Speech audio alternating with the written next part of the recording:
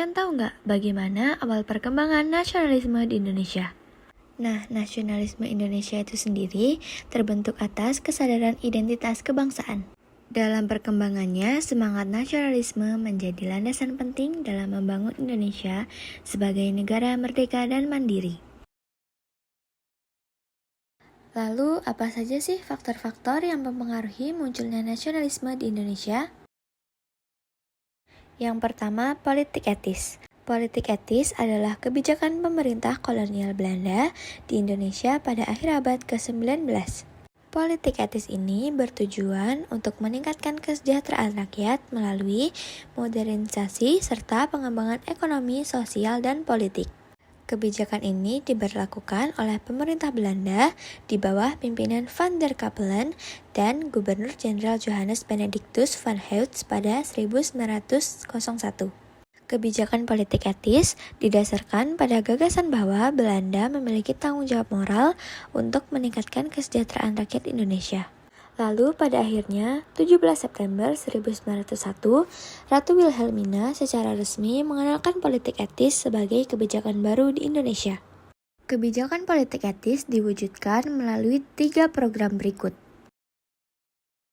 Yang pertama, irigasi. Kebijakan irigasi dilakukan dengan tujuan meningkatkan produksi pertanian di Indonesia.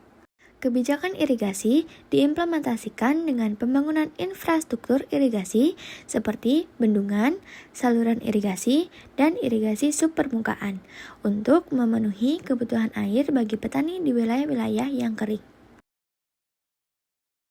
Yang kedua, transmigrasi. Pemerintah Belanda memindahkan penduduk dari wilayah yang padat penduduk ke wilayah-wilayah baru yang masih kosong. Kebijakan transmigrasi ini dilakukan dengan tujuan mengurangi kepadatan penduduk di wilayah-wilayah yang padat penduduk dan memperluas wilayah permukiman di Hindia Belanda. Yang ketiga, pendidikan. Pemberlakuan politik etis melahirkan sekolah-sekolah bagi kaum bumi putra. Bukan hanya sekolah rendah, tetapi dibangun pula sekolah menengah, sekolah keguruan, dan sekolah tinggi. Kebijakan ini mendorong munculnya kelompok elit intelektual. Kelompok ini tidak hanya menyerap ilmu pengetahuan barat, tetapi mereka turut membangkitkan kesadaran masyarakat di sekitarnya sebagai bangsa. Faktor yang kedua adalah perkembangan pers. Pada awal abad ke-20, media massa seperti surat kabar dan majalah berkembang pesat di Indonesia. Surat kabar menjadi media utama yang digunakan oleh tokoh-tokoh pergerakan nasional untuk menyebarkan ide-ide dan tujuan mereka. Nah, melalui surat kabar ini, tokoh-tokoh pergerakan mengkritik kebijakan pemerintah kolonial Belanda.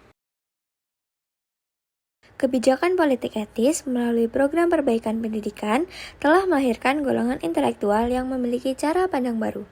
Golongan-golongan inilah yang akhirnya mendirikan organisasi-organisasi baru yang berkembang pada masa pergerakan nasional. Organisasi pertama yakni Budi Utomo. Budi Utomo merupakan organisasi modern pertama yang didirikan pada 20 Mei 1908 di Batavia atau Jakarta oleh Sutomo serta pelajar Sofia. Dalam perkembangannya, corak perjuangan Budi Utomo mengalami perubahan. Budi Utomo tidak hanya bergerak di bidang pendidikan dan kebudayaan, tetapi juga dalam bidang politik. Budi Utomo kemudian memutuskan meninggalkan sifat kedaerahan yakni etnis Jawa dan berkembang menjadi organisasi bersifat nasional. Organisasi kedua yaitu Sarekat Islam, yang sebelumnya bernama Sarekat Dagang Islam atau SDI. Sarekat Islam didirikan untuk melindungi hak-hak pedagang bumi putra terhadap pedagang Tionghoa pada Januari 1911. Dalam Kongres Sarekat Islam di Solo pada Januari 1913, HOS Cokro Aminoto menegaskan tujuan SI adalah mencapai kemajuan rakyat yang nyata dengan jalan persaudaraan dan tolong-menolong di antara umat Islam. Organisasi terakhir yakni Indische Partij. Indische Partij merupakan organisasi beraliran politik yang didirikan pada 1912 oleh 3 serangkai, yaitu E.F.E. Douws Dekker, Cipto Mangunkusumo, dan Ki Hajar Dewantara.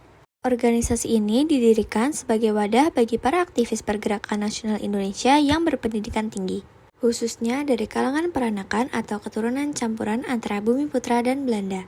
Indis Tripartite memiliki tujuan menyatukan semua golongan masyarakat di Indonesia, baik golongan Bumi Putra, Indo-Belanda, Tionghoa, maupun Arab, untuk menghapuskan kolonialisme.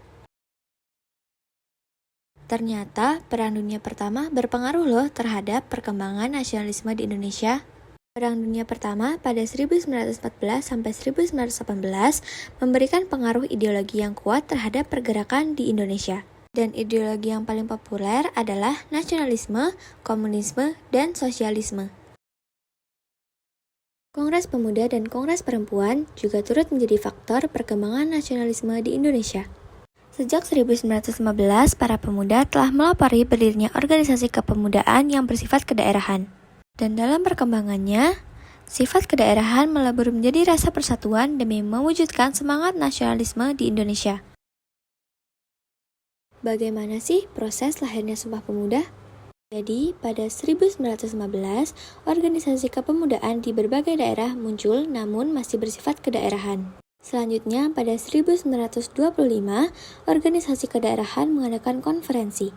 Organisasi yang hadir dalam konferensi tersebut antara lain Jong Java, Jong Sumatran Bon, Jong Ambon, Minahanisce, Stude Renten, dan Sekarukun. Lalu pada 1926, pada 30 April sampai 2 Mei 1926, Kongres Pemuda I dilaksanakan. Dalam kongres ini, para pemuda sepakat atau gagasan bahasa Melayu sebagai bahasa persatuan. Selain itu, Perhimpunan Pelajar-Pelajar Indonesia dibentuk untuk menghapus segala bentuk sifat kedaerahan. Pada 1928, Kongres Pemuda II digelar pada 27 hingga 28 Oktober 1928. Saat kongres berlangsung, Muhammad Yamin menuliskan gagasan Sumpah Pemuda. Gagasan tersebut diberikan ke Sugondo Jojopuspito sebagai Ketua Kongres Pemuda II, yang sekarang kita kenal sebagai isi Sumpah Pemuda.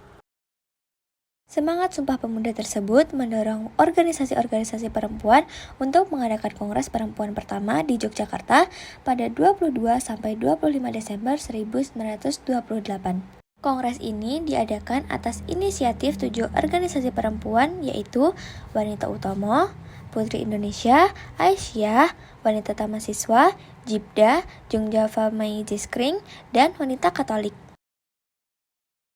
Nah, itu dia beberapa faktor pengaruh perkembangan nasionalisme di Indonesia. Mohon maaf jika ada salah kata atau salah pengucapan, ataupun informasi yang saya berikan kurang lengkap. Saya akhiri, dan sekian, terima kasih.